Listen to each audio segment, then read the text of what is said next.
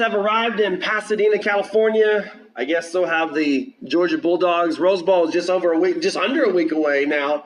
Welcome to Sooner Nation, the online podcast of Heartland Sports, heartland-sports.com. Matt Hofeld along with Rich DeCray to talk about the Sooners and the Bulldogs specifically to preview this game. But before we do so, Rich, I hope you had a Merry Christmas and Happy New Year, because I don't know after today, I don't know when we're going to get you and I sit down and do this again, because one of us is leaving the country for a long time. I know. I have people looking for me. I have to go. It ain't me. So did you have a good Christmas?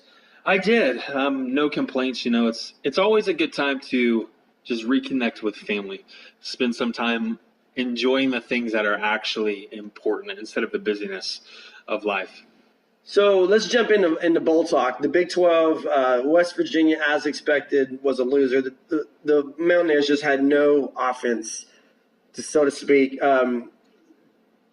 Texas Tech, I actually picked them to lose that game, but I thought they had a chance to win it. I mean, I thought it was a good matchup for the Big 12. I thought Texas Tech would have a chance, which they did. Unfortunately, their defense, which has been the case all along, cost them the game. Kansas State with a big win. I mean, come from behind win, down 17-7 against UCLA, just literally ran over the Bruins in the second half. Well, as we're recording this, Texas will play tonight, and then this will go live tomorrow. But did you see Tom Herman's comment about they're playing in the it's the Academy Sports and Outdoors Bowl, okay? You ready for this? Mm-hmm. Academy Sports and Outdoors Bowl. This is what Tom Herman says. You ready for this? I hope so. We're looking forward to this.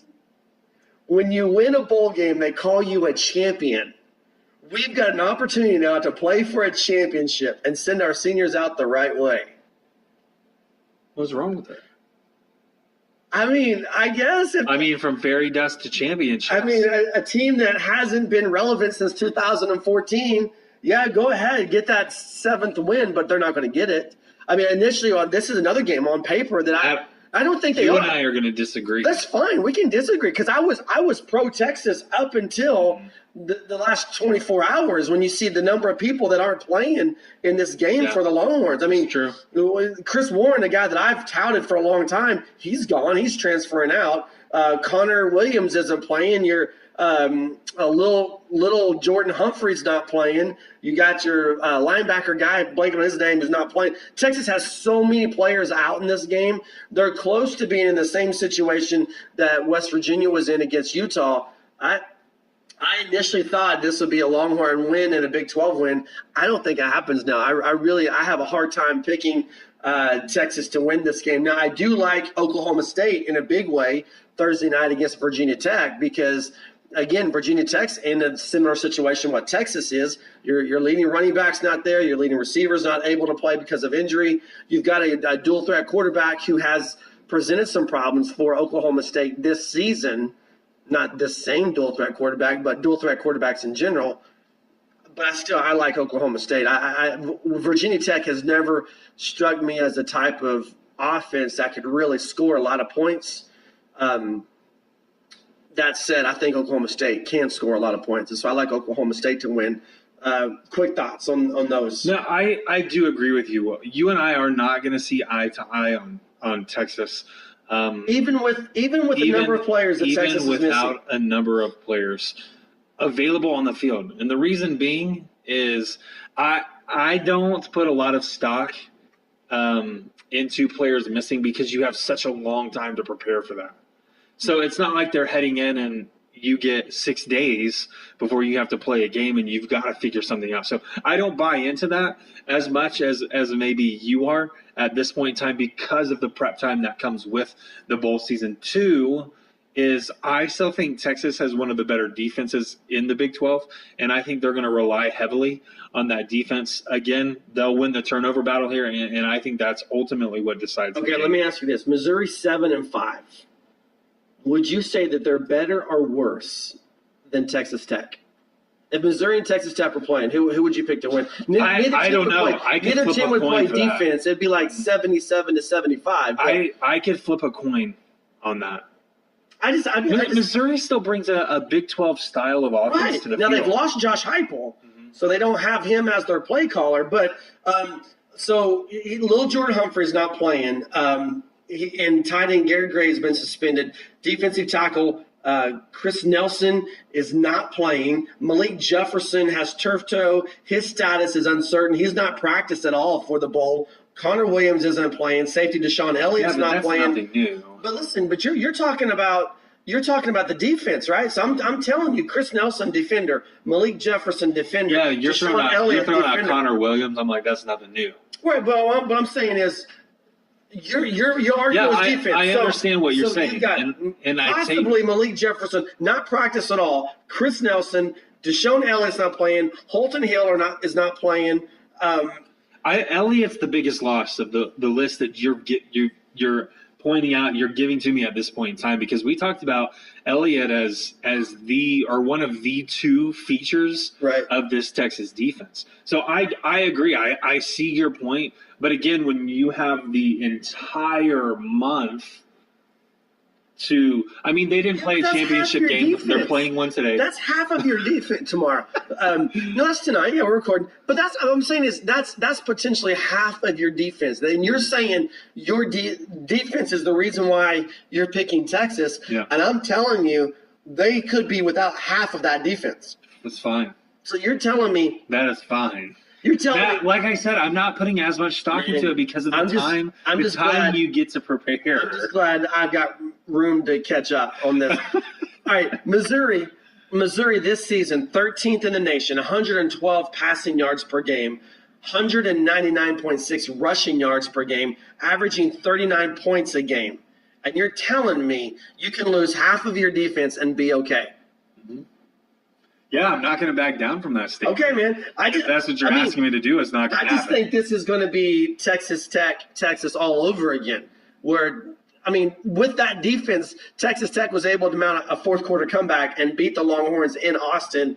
I think this is a bowl game that clearly not a lot of people care about, and especially guys that like Connor Williams and so forth. They're gone because they're thinking about the NFL already.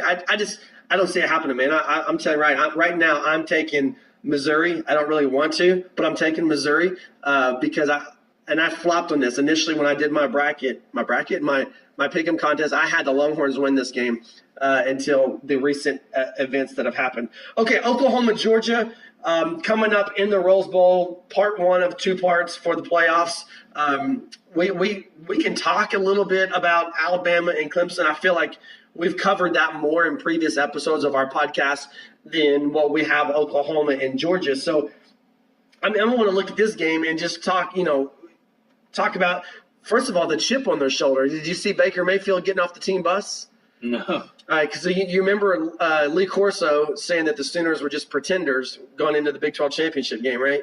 Was that Bedlam? When did he call them pretenders? I'm not certain on that. I do remember there were some comments against Ohio State. No. This pretenders. I thought this was before Ohio. Maybe it wasn't. I'm not certain. Maybe it wasn't. I will have to go back and Google it up, as Bob Stoops would say. But so Blake Griffin. Hey, by the way, Blake Griffin's maybe coming back Friday night for the Clippers. So Baker Mayfield gets off the team bus holding a sign that says pretenders. Yeah, but that's nothing new for Baker Mayfield. That's what I'm saying. If people thought that winning the Heisman Trophy was going to get the chip off this guy's shoulder, it's clearly not happening. Right. The chip is still very much there. We've seen that all season long. When it comes to Baker Mayfield, talk about the Texas Tech game when they go into Lubbock. He's wearing a T-shirt that says "Traitor" on it, and it has the state of Oklahoma with one of those cross-out circles, I believe, on it, if I'm not mistaken. So it's not something that this is the first time. I agree with you. Baker Mayfield may be underrated when it comes to the professional level because of the measurables, but it doesn't mean that this guy can't play. And so when he steps onto the field as not only the emotional leader, but the leader when it comes to how Oklahoma plays the game, everyone's relying on him. He knows that. He plays with that chip on his shoulder, and he's at his best when people continuously doubt him.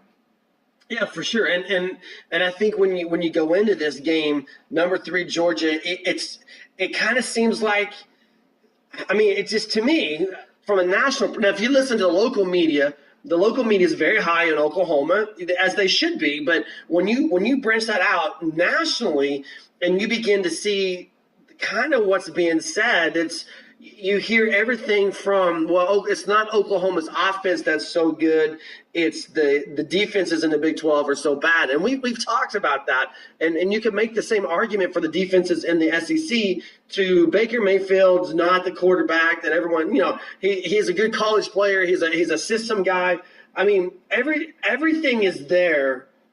Everything is there for this to be exactly what Oklahoma fans want it to be, as far as a motivational factor for Baker Mayfield. And you talk about, I mean, what does this guy do? He gets up for these type of games. You could go back to Knoxville and playing there in Neyland Stadium and the fourth quarter comeback against Tennessee. Go to the Ohio State game last year and this year. I don't think there was ever a problem with Baker Mayfield getting juiced up for any game, much less these type of games. My question is, with the motivation that's there for Baker, and with what's being said by the SEC media and by what's being said by the national pundits around the country, what is Georgia going to do? What is their approach going to be to this game, and what will they, you go back to the coin toss antics against Kansas in Lawrence. Are the Bulldogs themselves going to poke the bear, so to speak, or are they just going to let it be and let the national media do their thing and they're going to focus on the game? You know what I'm saying? Mm-hmm. What are your thoughts on that? Shoot, man. I'm going to take a little bit of a tangent here. And when we're looking at this Georgia-Oklahoma game, I don't know how Georgia handles this Oklahoma offense. I don't know what they're going to throw at it. I don't know what their scheme is going to be. I know that Kirby Smart, I've said this before, is one of the premier defensive minds in the college game currently, which is why Georgia picked him up. Let's be honest about that. That's why he was lured away from Alabama and why he ended up as the head coach at Georgia. And we see a little bit of that turnaround because Georgia has been solid on the defensive side of the ball all season long. There are still some question marks. One of the things, and I brought this up last week, Matt, when you and I sat down and talked, why is no one talking about this Georgia secondary against the Oklahoma receivers?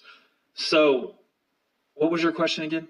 I was just talking about motivation. Is Georgia going to give Oklahoma particularly Baker Mayfield, any extra motivation for this game? Outside, I mean, are there going to be tweets sent out to Baker Mayfield? Are there going to be is there going to be a handshake? Pregame? Are they going to run through Oklahoma's pregame warm-up? I don't think so. And the reality for me is when you look at history, how that's played out for teams who have attempted to do that, it hasn't fared well for them. Well, but teams keep doing it. Teams. Well, I think it's more than two. Can you say Kansas? I mean, Kansas look, did it. I get Kansas wanted to do anything they could to disrupt Oklahoma mentally. If you can get into an opponent's head, why not try it? I don't think Georgia is that stupid, though. And I think Kirby Smart is – I'm not going to say this about Beatty because I don't know these coaches as people. But I think Kirby Smart has a high respect for the game as well as a high respect for his opponents. Therefore, if players are plotting any antics, I think he'll curb them immediately in a heartbeat. Because one is, do you want that reputation? I mean, Georgia just signed a top recruiting class. Do they want that reputation under Kirby Smart? I don't think so. And I don't think they want to give anybody in the future any reason to say, well, here's what we're going to expect. Mm-hmm. So basically, you've given us motivation by what you've done previously to other teams. So to answer your question, I think Georgia does not do that. And I think it's a top-down kind of situation where that stuff has been snuffed out by the coaching staff, and therefore it will not continue with players or any ideas that they have. Yeah, okay. I mean, I don't necessarily agree or disagree with that. I think teams look at Baker and they look at the chip that he has on his shoulder, and they immediately. I think when you see a guy with a chip on his shoulder like what Baker Mayfield has, and you're the opponent, I think it makes you more edgy, and in the spirit of competitiveness, I think it just draws you to do stupid things. I think it just draws you to a level of stupidity that you're going to say something, you're going to do something, and the question is, and this is a legitimate question. We saw Baker Mayfield and this team rise on the big stage last year in the Sugar Bowl. Before last year, before they beat Auburn, you had the loss to Clemson in back-to-back years, one being the Champ Sports Bowl or whatever that was in Orlando, whatever it's called now. I don't know what it is now. Camping World, I think, is the name of the bowl now. So you have them losing to Clemson there, and a team that really had just kind of – that team had given up. That was when you talk about a Bob Stoops team that kind of quit, that was that team. And then you see a team get beat up by Clemson in the Orange Bowl and in the playoff. And really, this Oklahoma team had not stepped up on the big level until last year. Now, can they continue that? And can Baker Mayfield continue to elevate the guys around him? And in doing so, he's going to need to get the same type of production out of the guys he has around him. And we've talked about the weapons that he has. I mean, to me, I think you when you look at this game, Oklahoma's offense versus Georgia's defense, you mentioned the passing game. Georgia was third in the SEC in passing allowed, 158.3 yards per game. And the secondary you mentioned, the secondary gave up 13 touchdowns on the season, but they also grabbed 10 interceptions. And so the question that you're going to have to really try to figure out is that because SEC defenses are more run heavy, or is their secondary really decent? I mean, is it how good is this Georgia secondary? And I think that begins a big list of question marks when you're talking about the Georgia Bulldogs, because they're coming in probably thinking the same thing.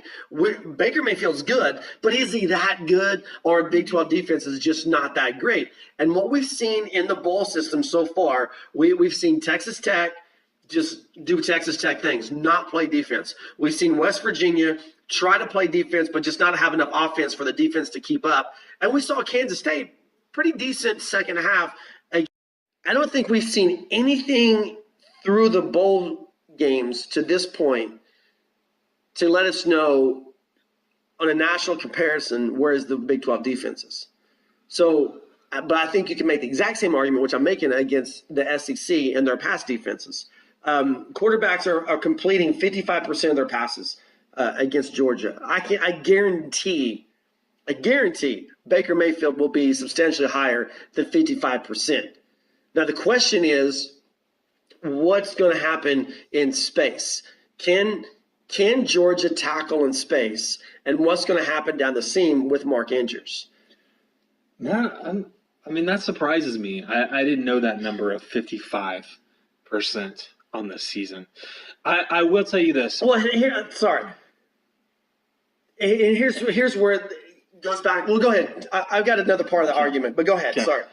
All I was going to say was, when you look at Georgia, when you look not just at Georgia, let's look at the conference as a whole. Mm-hmm. They're not a pass-first league. Right. They're not. So when you hear this 55%, most of the time I see that as keeping the defense honest, mm-hmm. or finding yourself in an obvious passing down.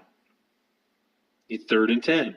Right. 3rd and 7, whatever that may be. And it's a little bit easier to prepare for. And I think those if you were to adjust the numbers, they would go up from there, knowing that was the situation. But when I look at Georgia and the defense, they've only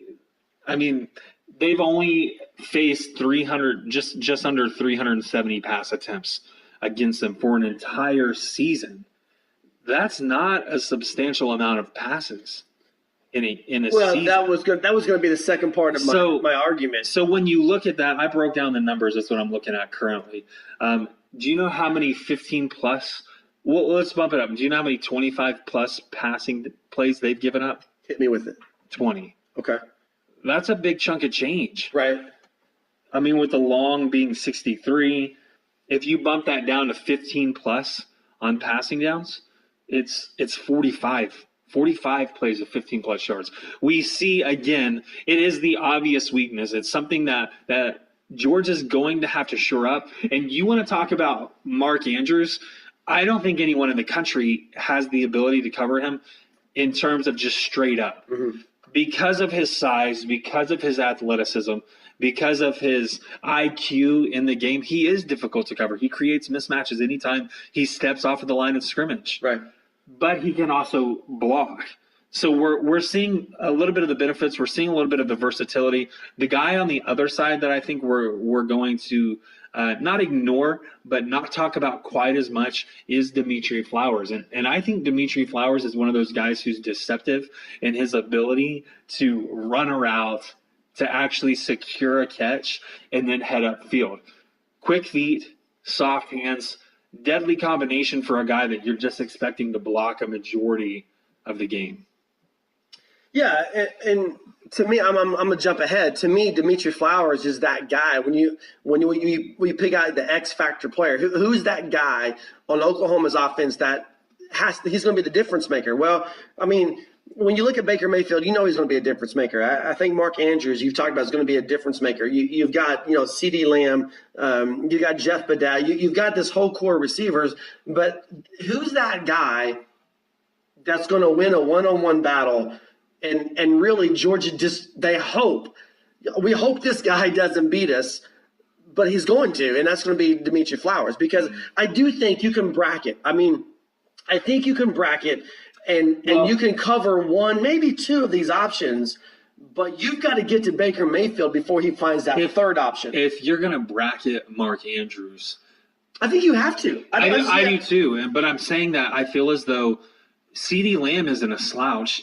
He may be a freshman, but he's no slouch when it comes to the game of football and making plays. You've mentioned Jeff Badat, a guy who's extremely experienced. Sure, he's playing in a different conference. Sure, he's playing with different teammates, but you can't rule him out as an option. And so when you're bracketing a guy like Mark Andrews, essentially to me what you're saying is, we're going to trust that this one-on-one matchup on the outside is going to hold up. What happens when it breaks down? Well, and you know who we haven't talked about in the passing game? Mm-hmm. Hollywood. That's right. So there's those guys that you just have to pay attention to, which to me that means anytime Dimitri Flowers releases, it's going to be a linebacker covering him. Because you're not going to put a linebacker on Hollywood. You're not going to put a linebacker on Jeff Badat. Well, you're not going to. But I'm just saying a recipe for disaster. Exactly. So Dimitri Flowers is going to slide into pass protection, and then he's going to sneak out in the seam. And I'm telling you, Dimitri Flowers will have the opportunity to be a big factor in this game, because he's that guy that you just, in the passing game, it is not possible. When you look at Oklahoma's offense, it is not possible to account for all of the weapons in Dimitri Flowers. And that's what makes Oklahoma so great, because Lincoln Riley is a master at the numbers game, because he knows you either have to play him straight up, in which he will dominate you with his weapons, or you're going to have to bracket one or two players, in which he's still going to dominate you with those one-on-one matchups. And Dimitri Flowers is going to be one of those guys, because you're not going to bracket Dimitri. And so do you have a linebacker fast enough to cover him? No, you don't. And so that's, to me, in the passing game, Dimitri Flowers is going to be one of the huge keys. Let me ask you a question. Hollywood as well. Because you got to bracket him, and he's like 5'1" and 60 pounds. So you're going to look at that guy, and he is like the most physically unimposing player. I promise you this. If you line up Clemson, Alabama, Georgia, and Oklahoma, and you say, find me the most physically unimposing guy. This guy means no threat to you at all physically. Marquise Brown will beat all of the kickers that are involved in this game. Every single one of these kickers will be like more physically imposing to you than Marquise Brown. So you're going to look at this guy like, oh, we'll put a linebacker or we'll put a safety on him. That's why he scores so much, because he may be small, but he's the fastest guy in the playoff. Just saying. I'm telling you right now, he is the fastest guy in the playoff. I want to switch sides of the ball. No, I'm not done yet. No, we're not switching sides yet. Let's stay on offense. I gave you Dimitri Flowers. Give me your guy. Who's your guy? I told you, it has to be Mark Andrews, and it's because of the mismatches that he does present on the field. Sure, we know that what Mark Andrews is capable of, but give me one player in the country who's been able to shut him down. Granted, they haven't played every team in the country. I get that. There will be different schemes that will be thrown at him, but Mark Andrews is that guy who, I mean, let's go back to Bedlam. When you forget to cover the biggest player on the field as a receiver. Texas. Think about big Texas. Things happen. I mean, the Oklahoma won the Texas game based off of Mark Andrews finding that mismatch down the boundary. Right. And so, again, Mark Andrews, I think, will find himself in very favorable situations like you're thinking with Dimitri Flowers. But because he's such a big target, because he's such a big threat, I think he has the bigger game and has the bigger impact. Okay, let's talk about the running game. I don't want to. You don't want to talk about I want to talk about the defense. Well, we're going to get there, man. Patience, Padawan. Georgia's second in the SEC. And again, I look at numbers. When you talk about the SEC being a run conference or a pass conference or a balanced conference, let's give Georgia credit. They're number 2 in the SEC, 112, just under 113, 112.6 yards per game. The number that stands out to me against Georgia, though, is do you have the numbers in front of you? Because I don't want you to cheat them, but I'd ask you a question. Do you know what opponents average as far as yards per carry against Georgia? I think you're going to be surprised. I think you'll be surprised. If I had to guess and throw a number out there, is that what you're asking me to do? To guess, I would guess it would be somewhere like 3.2. You're close. I mean, so maybe you're not going to be surprised. 3.5. But that's low, given the national average, which hovers around 4 to 4.5. Yeah, but I'm saying it's out there. When you hear people talk about this Georgia offense, defense or offense? Defense, whatever we're talking about here. But when you hear people talking about the Georgia defense, it's almost like these guys you have no chance of scoring against them. Mm-hmm. I'm sorry, 3.5 yards a carry. I'm getting a first down every 3 plays. You know what I'm saying? Especially with the offensive line that Oklahoma has. So I think it's no secret here that the key guy in Oklahoma's running game is Rodney Anderson, is it not? I mean, how deep do you expect the running back by committee to go for Oklahoma in this game? Do you think you'll see 3? 2. Mm-hmm. So you're thinking Sermon and Flowers, Sermon and Anderson? Mm-hmm.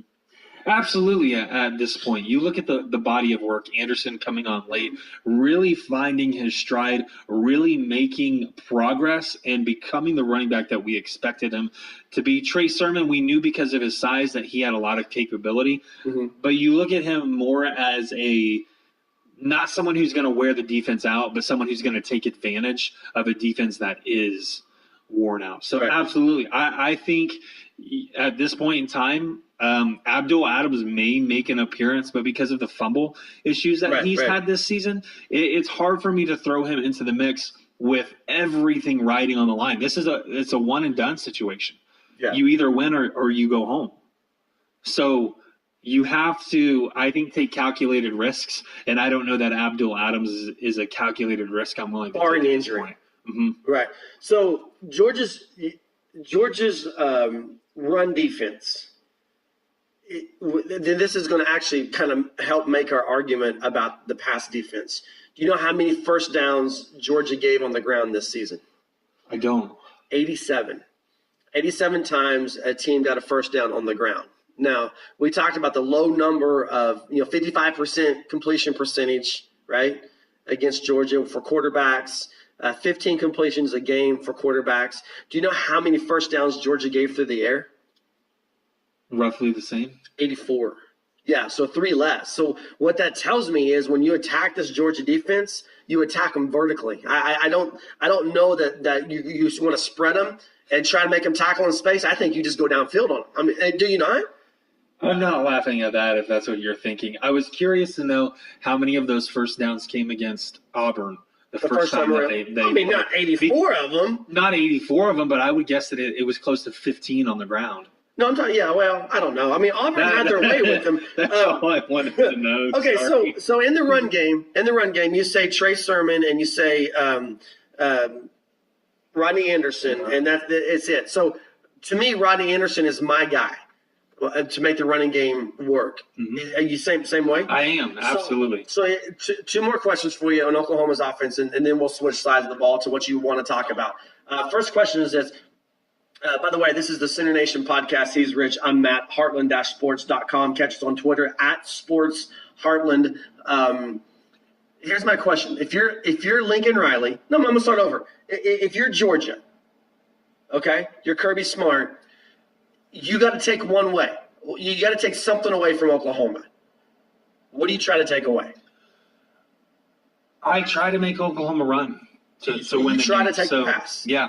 Try to put pressure. Obviously, we've talked about the key against a guy like Baker Mayfield, which isn't as easy as it is to just say it here in this moment, is to really put pressure on him. But as we know, you also have to contain him in that moment, because I've said it and I'll continue to say it, is that Baker Mayfield has proven that he's better on the run than just standing in the pocket, and he's pretty darn good when he stands in the pocket. So, yeah, I think you try to put pressure on Mayfield, try to disrupt a lot of the timing with the receivers, and force Oklahoma to run and say, I mean, Roquan Smith is what everybody wants to talk about. So if this is the star of the team, let the defense let that front seven essentially dare Oklahoma to run and attempt to beat them like that. Well, here's the thing about putting pressure on Baker Mayfield. First of all, Baker Mayfield thrives under pressure. I don't believe there's a quarterback in the country who does better under pressure than Baker Mayfield. But the second thing about pressure Baker Mayfield is you've got to get him. I mean, if you're bringing pressure, it has to be you have to get him, right? Because all he needs is one extra second. Because if you're bringing pressure, that means you've got somebody open. And Baker Mayfield finds that open guy with that extra second, because what's always been his giftedness, what's always been from day one, what's made him great is while he's scrambling, most quarterbacks when they're scrambling, they're looking at the defenders that are chasing them and trying to find a lane. Baker Mayfield, for the most part, naturally knows those lanes. And so when he's scrambling, his eyes are always downfield. And if you're bringing pressure, you've got to get him, because he just needs one extra second to make you pay for not dropping back into zone or dropping back in your man or bringing that extra guy up. But I do agree with you. If you're Kirby Smart, you've got to make Oklahoma run the football, because taking Baker Mayfield out of this game is your only chance to win. But it's also the most difficult thing that you have to do as a defensive coach is to take Baker Mayfield out of this game. And I think that's a huge, huge advantage for the University of Oklahoma. Second question is this then. So I asked you, if you're Kirby Smart, what do you try to take away from Oklahoma? You said the passing game. So here's my second question is, if you're Lincoln Riley, first offensive snap of the game for Oklahoma, are you running or are you passing? I'm throwing a deep ball. You're throwing a deep ball? Yeah, you're going home run from the get-go. I want to test the secondary. I want to know what they're capable of, and I'm going to let Marquise Brown run it out and air one to him, hoping that he can catch up to it. I mean, why not shock the nation and put 7 points on the board on the very first play of the game? Not saying that it's going to work out that way, not saying that that's even close to what they're going to do, but I do want to know what the secondary is made of. I do want to test them early, and I do want to test them often. So I'm saying, even if it's a just like a curl or whatever, throwing one out towards the boundary, let's see what the secondary is made of, see how good they are in coverage. All right, well, let's talk about Oklahoma's defense versus the Georgia offense, because that's really what you've been chomping at the bit to jump into. Yeah, so I want to ask you. Have fun with it. I want to ask you a question, because the national storyline is obviously Oklahoma's offense versus Georgia's defense. Right. Georgia's defense has given up 29 points per game for the duration, or hasn't given up more, not 29 points per game, hasn't given up more than 29 points in a single game Oklahoma's offense hasn't been held under 29 points all season long. So what we're looking at is this storyline of Oklahoma's offense versus Georgia's defense. Because that is the mentality of the media, because that is the story they're promoting, my question for you is, do you think Oklahoma's defense is being overlooked? And secondly, is Oklahoma's defense peaking at the right moment? Yes and yes. And here's if Oklahoma's playing Clemson in the Rose Bowl instead of Georgia, I don't answer that first question with a yes about Oklahoma's defense being overlooked. I do think Oklahoma's defense is being overlooked, and the reason is because of the type of offense that Georgia brings. I mean, I'll just shoot you straight. I think that Clemson's offense, and just to say that Clemson scares the crud out of me. As an Oklahoma fan, Clemson scares the crud out of me. As a guy who loves college football and who covers college football, I think an Oklahoma-Clemson championship game is going to be epic just because of the offenses that are there. But that said, the question is about Georgia. And, yeah, I think Oklahoma's offense is being overlooked because to beat Georgia – to beat the Georgia offense, what you have to do is you have to play gap assignment football. And for those who don't know what that means, is there's a gap. I mean, you have your nose guards or your defensive tackles, and between the defensive tackles and between the two defensive tackles, there's a gap on either side. And then there's a gap on either side of the defensive end. And your linebackers are assigned to that gap. You have to play gap sound, right? I believe that playing gap sound football is what Mike Stoops thrives in. I mean, he thrives in it because that is when you take the brain trust that is Mike Stoops and you put him with a guy like Tim Kish, who's a linebackers coach and an expert there. I'm not going to use the word guru, but an expert there.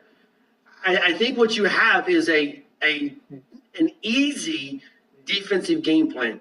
You play gap sound football. If you're playing gap sound, then I mean you're there. When Oklahoma played Kansas State, it was gap sound football. When Oklahoma played Ohio State, it was gap sound football. Now there's the chance that Oklahoma plays gap sound football and just gets run over. But what do we see against Kansas State? What do we see against Ohio State? And even West Virginia, what do we see? We saw a couple of defensive shifts as far as schematics, some adjustments. And Oklahoma's defense took control of those games. Now, to me, I would not be shocked at all.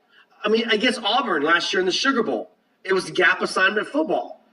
And Auburn had a great first quarter against Oklahoma. Mike Stoops makes a couple of adjustments, and then what happened? They shut down Auburn. I would not be surprised to see this game go a very similar way, where Georgia has early success, and then suddenly the struggles come. And when you're Oklahoma, man, you're just playing for stops. When you have the offense that Oklahoma has, you don't need to pitch a shutout. You need to hold Georgia less than 20 points, less than 24 points. And you're golden, I believe, with Oklahoma's offense. But to play gap sound football, gap assignment football, to stop the run, this is a cheat because I asked you this question yesterday. You realize who that puts the pressure on, right? Uh-huh. Okay. Josh Hansen on you didn't want to tell anybody where you were going with that? Into this. Joshua Hansen says this on Facebook: can OU stop the run? Will they have to put so many guys inside to do it for the secondary struggles? And the answer is yes. You have to commit to stop the run. What you're going to do is you're going to line up probably with your 3 or your 4, okay? So if you're lining up 4 on the front, then you got 3 linebackers playing gaps, and you're going to bring a safety up. If you put 4 in the front, you've got, if you vice versa, if you put 3 in the front, you got 4 linebackers, and you're still bringing that safety up. To bring that safety up, what that means is you got to play one-on-one. You're putting your corners on an island. So let me ask you this. Who's starting at cornerback for Oklahoma in this game? I mean, I'm putting you on the spot. Trey Norwood or Jordan Thomas? I mean, we know Parnell Motley. Parnell Motley is going to be there. Who's opposite of it? At this point in time, I have to go with Norwood. And it's because over the course of the season, what we've witnessed was Jordan Thomas take a step backwards. Mm-hmm. did he really take a step backwards, or was that Jordan Thomas who hadn't really been tested because he lived off of his reputation? Right. Until Baylor came, threw the ball his direction numerous times down in Waco, and found a lot of success. Norwood may be a little bit smaller. He may be significantly less experienced, but what I like about Norwood is you see a lot of the instincts kick in that you have to have if you're a cornerback. And two is that Norwood isn't afraid of making a mistake. You see him, he gave up some penalties earlier this year, but it saved a touchdown. So he's not afraid of making those mistakes. He seems to recover well in the instincts. I've got to go with Norwood, even if he's smaller, but I don't want to downplay the abilities of a guy like Jake Fromm because I think he's better than what he's getting credit for. Yeah, I don't, and we'll talk about it here in just a second. To me, I think it's going to be Norwood, but I've got two arguments why it could be Jordan Thomas. Or really three arguments if you want. The first argument is experience, especially in these type of games. The second argument is was he injured? I mean, was Jordan Thomas playing with an injury, and has he had time to heal up like a high ankle sprain or something like that? It should be yes. The answer to that question should be yes with the break. The third thing is when you look at Jordan Thomas, his struggles are not in coverage, and it's something we've talked about. His struggles have been in fundamentals. How do I play the ball? And we've talked about, Jordan Thomas doesn't turn his head until the ball's in the receiver's hands. You don't see his hands go up to swipe until the ball's already come down. He's got 4 weeks, to work on that. Mm-hmm. So I think because of those reasons, you could see Jordan Thomas. But I do think if you do see Jordan Thomas, then it's going to be on a very, very, very short leash because they're not, like you said, it's one and done. You win or you go home. They're playing for keeps in this game, and so you've got to go out there. Now, I don't. You're high on Fromm, which I'm okay with that. I'm not extremely high on him. I think because of the system that he's in, because they're going to throw five different running backs out there, that is the feature of the offense. It's not the quarterback. No, I get that. But if I'm Oklahoma, if I'm Mike Stoops, and I want the ball in Fromm's hands. I agree with you. I wholeheartly, I agree with you. And he's right on pace with that 55% completion percentage. I'm sorry, I'm looking at defense. He's not on pace. 61. Yeah. So but I think when you look at Georgia, when you look at their offense and what they present, to me, it's the reverse argument from Oklahoma's offense, meaning you play to stop the run, and you see if this kid, he is a freshman playing in. By the way, it's kind of crazy that two teams in the college football playoff have freshman quarterbacks. But that said, you got a freshman. If I'm Mike Stoops, I want the ball in this kid's hand, not in the senior's hand of Nick Chubb. If Nick Chubb's having a good day, I'm having a bad day as a defensive coordinator. Right. If Fromm passes for 175 to 225 yards, a 50-yard window there, that means I did my job as a defensive coordinator. I stopped their main threat. Did my players win their one-on-one battles that are on the isolation? Does that make sense? Yeah. So I want it in Fromm's hands. I agree with you. I'm more so looking at the numbers and the storyline that's playing out. Because of the situation, because of the scheme, because of the way they employ the offense on the field, it's not Jacob Fromm's show to run. No. And that's clear. But when he's been given the opportunity, I think he's made the most of it. I mean, you don't throw a freshman out there playing for the college football playoff, 21 touchdowns to 5 interceptions. You don't have those kind of numbers without having some kind of skill and talent. But I think where he comes into play is on the goal line, inside the red zone, where you're selling out to stop that run. And think about the SEC championship game, against Auburn, where he hits the tight end, because the tight end is going to be they don't use the tight ends enough, in my opinion, because they don't use. You realize that Georgia is last in the SEC in attempts per game and completions per game. They only complete 11 and a half. On average, 11 and a half passes per game is what Georgia is what they do.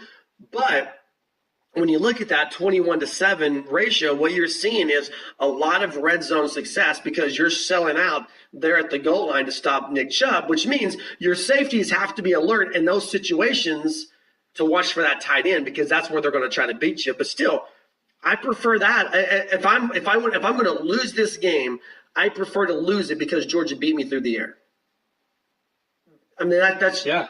Well, like we talked about, Georgia's only hope to beat Oklahoma is to force Rodney Anderson and Trey Sermon to beat you. Mm-hmm. Oklahoma's only hope for Georgia is to force this freshman Fromm to beat you. That's what you got to do. I'm in agreement with you.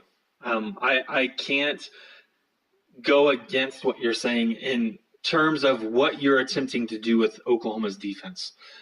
One thing that I did want to ask about Oklahoma's defense is, do you realize what their numbers have been over the past the final 3 games of the year?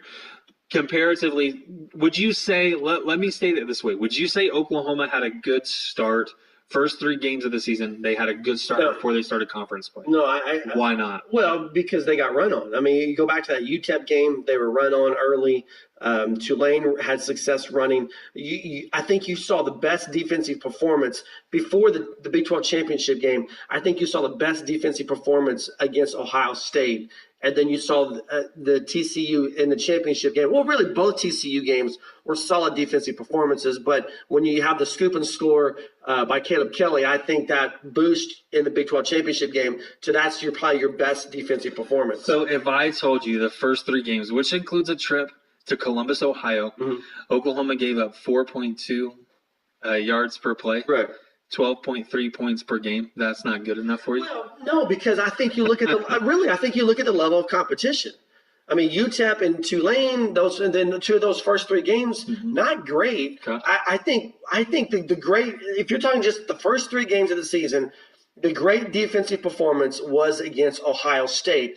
And I think that's why Oklahoma fans should be a little bit confident going against Georgia, because Georgia's mirrors Ohio State a lot more than any of the other teams that Oklahoma play on their schedule this year. But I really don't think it was great defense to start the season. Here's the other side of that. I look at the early success. The early success UTEP had, the early success that Tulane had. When did it change for those teams? When did their offensive philosophy change? And subsequently, Oklahoma's defense success rate. That's when they had to get removed from their game plan. You know what I'm saying? When UTEP was down 17 plus, and you got to think, crap, we got to throw the ball now. If we want to try to win, if we want stats, we'll keep running. But if we want to make this thing respectable, we got to throw the ball. And that's the position that Oklahoma put Ohio State in. That's the position they put TCU in. That's the position they put a lot of teams in. And some of these teams in the Big 12 are built for that. You know, your teams like Oklahoma State, they don't care if they have to pass the ball. That's what they're built for. Texas isn't built for that. West Virginia, when they came to Norman, wasn't built for that because Will Greer was injured. And Georgia's not built for that. There's a make or break point at about a 17-point deficit where you have to scrap your game plan and go to plan B. And I think when you see teams go to plan B, we saw TCU do it. We saw TCU do it twice. Again, Ohio State had to do it. Once you go to plan B and you're not built for plan B, then you're in trouble. And that's what Oklahoma has to get Georgia to. But I don't look at those first 3 games and think, crap, that was a great performance. I really don't. So the final 3 we can say are the best. The string of I think you have TCU twice in that, don't you? I don't know about. Or was that? Well, I can't remember. Was it TCU, Oklahoma State, West Virginia? Yeah. So you have TCU in the 2 of the final 4. The reality for me is we can look. And you do have to look at the body of work, but there were also issues in the middle of the season. This is why I was asking if Oklahoma's defense is overlooked. Is because that middle of the season, we saw all the injuries pile up as conference play began. And more specifically, we saw all the injuries.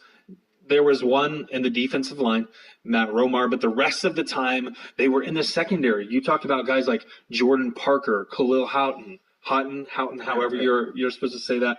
You had Will Johnson go down. All of a sudden, these freshmen are thrust into the limelight, and they're playing without someone reliable next to them. Unproven guys playing safety, unproven guys playing cornerback, it is never something you want to find yourself having to wait and watch it pan out and see what's going to happen. But that's the exact situation that Oklahoma found themselves in. You can talk about missed tackles all you want as well in the middle of the season. And then the final 3 games where, again, while I'm asking, do you think Oklahoma's peaking? Because I was going to throw out some of these numbers for you. Mm-hmm. In the final 3 games of the season, they're back allowing 17 points per game, 4.5 yards per play, which is in the top quarter of all NCAA football programs. If you were to rank them, they'd be in the top 25 with those types of numbers. So needless to say, is Oklahoma peaking defensively?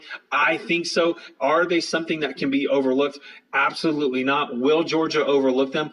I don't think so. They're going to come in prepared. They've got enough film that they can look at and see what Oklahoma does. But Oklahoma brings so much schematically, so many different looks that it should keep any opponent on their heels. And that's not just for the defensive side of the ball. That's for the offensive side of the ball. Talk about the way that they switched up and they started using Caleb Kelly as a linebacker to become a pass rusher, when effectively you only had one pass rusher in Okoronkwo. Now you all of a sudden throw a different guy into the mix, create some different looks, having him take different angles to get to the quarterback. Quarterback's head's on a swivel, not downfield like it should be all the time. Needless to say, it created some problems for some teams. And I think Oklahoma can absolutely do that. They should have a set defensive line heading into this game instead of the revolving door that it was in the middle of the season. No, those are all good points. But me being the devil's advocate that I am, I'm just going to point out that those last 4 – I feel like to be realistic, you have to point this out. Those last 4 games of the season, who's the best offense they played? Oklahoma State.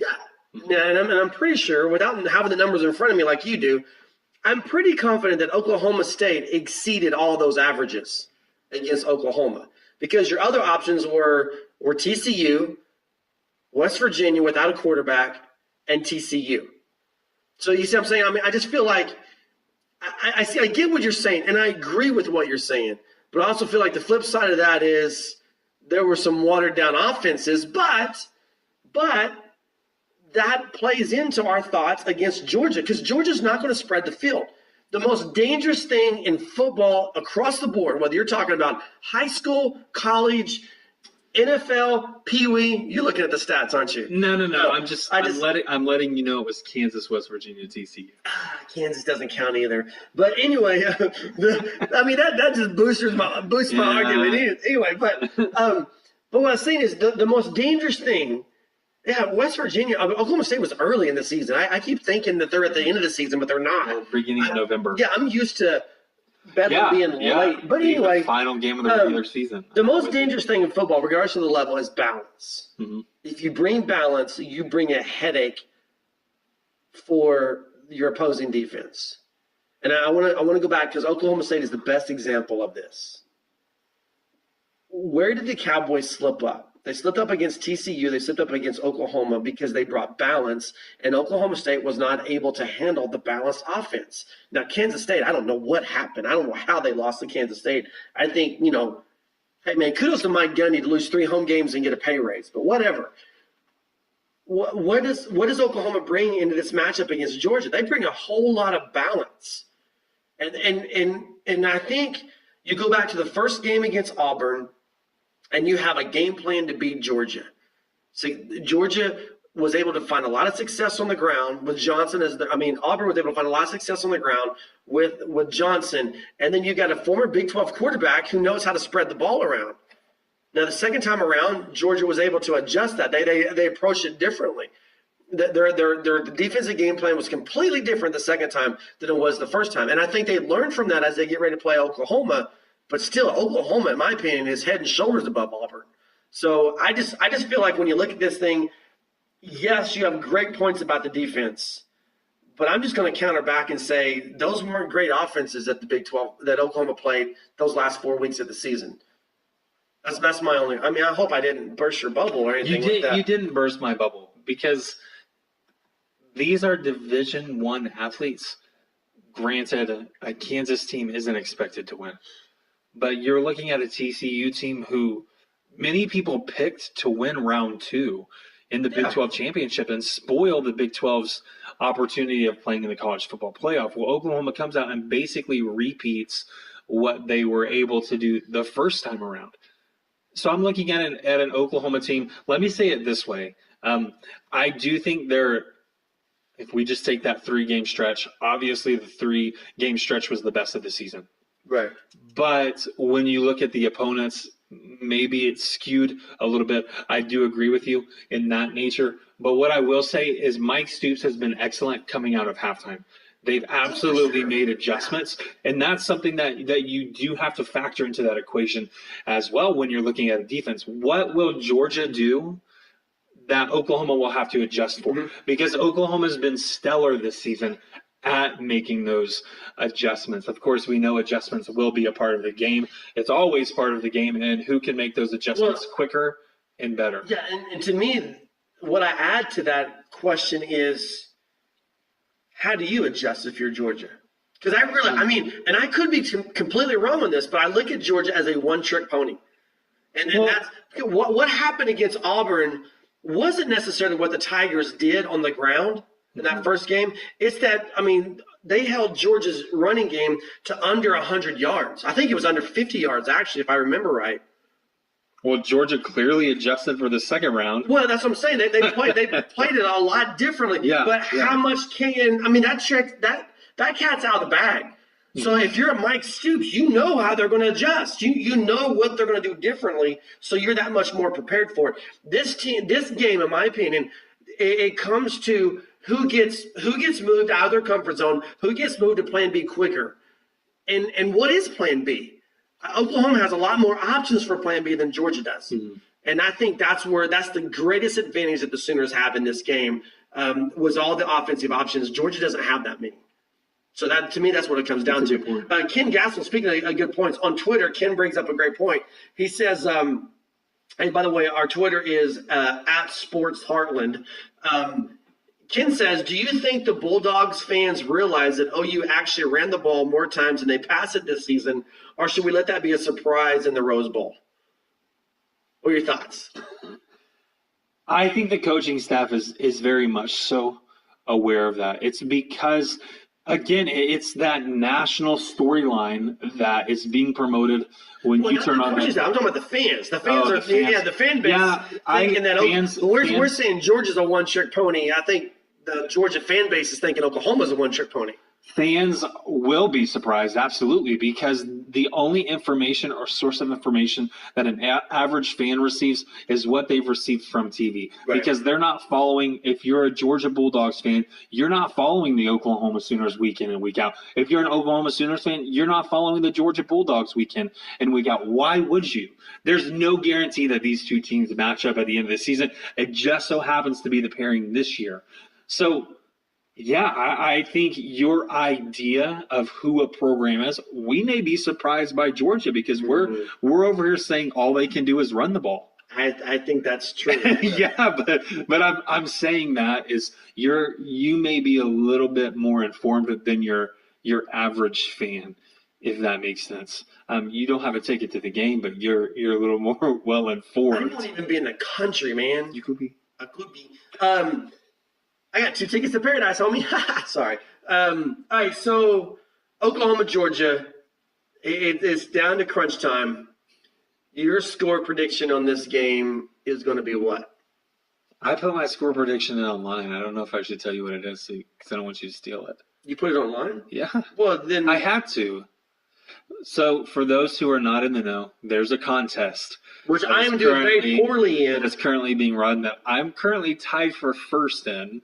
Yeah, I think maybe not after last night. I haven't checked it. I'm all alone in last place. Needless to say, I put a score in as my tiebreaker, and I'm not changing it. Okay. Because I feel confident enough in those numbers. I said that it would be this was actually a score prediction for the winner of Alabama, Clemson, and Oklahoma, Georgia. So it no longer applies, but it's still really close to what I think Oklahoma, Georgia will be. You just went in I such know. big circle, and you were talking about the wrong game. I was. Here is what I'm going to tell you my score prediction will be, is I think it's going to be very, very similar to the Oklahoma TCU scores. I think Georgia puts up more points than TCU was able to do, but I think Oklahoma sits right about the same that they were able to do against TCU. I'm saying it's 31 Oklahoma to 24 Georgia. We're close. I've got 38-17. I still think that this will be the best game of the playoff. No questions asked. Of the first two playoff games? Of the entire playoff. No way. Because Oklahoma Clemson is going to be so much better. No. How is it not? Matt, you've already said that Clemson scares the fire out of you. Why would I jump on board and say, okay, here's a team that scares me, but it's going to be the best game? I think it's going to be a fantastic game. They scare me because I look at the 4 teams in the playoffs, and I think which one of those 4 teams could beat Oklahoma? Clemson jumps right there in my face. But I think Clemson-Oklahoma is going to be a heck of a game. I think it will be, like I said, epic proportions. I mean, you got I think the 2 best offenses in the country going against each other and 2 pretty good defenses. Do you buy into the fact that the number 2 team in the college football playoff has never missed the national championship game? Do you buy into that at all? I don't guess I was aware of that until you mentioned it. So, by the way, I just checked, and I'm still all by myself in last place. And you're tied for first, second. No, Caleb's in first. No, Friedman is first right now. Well, he's got 90.9. So that's the percentage. Yeah. He's got 10 correct picks. You've got 8. 9. Okay. I'm not going to tell you how many I have. No, I'm up to 5. I'm glad I could coach you into that. All right, buddy. Thanks for your time. Happy New Year to you. And, I'm going. For those of you that don't know, my job takes me out of the country a lot, and I'm leaving on Saturday. Won't be back into the U.S. Until early March. So that means we'll get back together and talk NCAA tournament because Oklahoma – undoubtedly. I mean, are you willing to say those teams are a lot for the tournament? And I told you at the beginning of this season, Oklahoma, I know we weren't going to plan to talk basketball, but I'll just throw this little nugget in there. As I said, Oklahoma was a team that could potentially hit 20 wins this season. Conference play is going to be a completely different monster, but when you hit 10 before conference play begins, that means you only have to win half of those games. And I think Oklahoma can do that. I don't know if they'll get over that 20 mark, but we've said 20 in the past is the magic number to earn an NCAA bid. Oklahoma playing some good basketball right now, especially because of the freshmen they've added to this team. They get Christian Doolittle back, which again can provide scoring, whether he's a starter or he's coming off the bench. He's a very capable player, very versatile. Can step outside, can play inside if he would like to. So, again, this team has a lot of weapons, but it all starts with Trae Young. Got to get out, got to watch this kid play because he's a one and done, but Oklahoma makes the tournament. Yeah, I was there Friday night to see him play against Northwestern, saw Doolittle in the game, came off the bench. And I think for a long period of time, coming off the bench is going to be Doolittle's role on this team. Just because they got such great rhythm right now.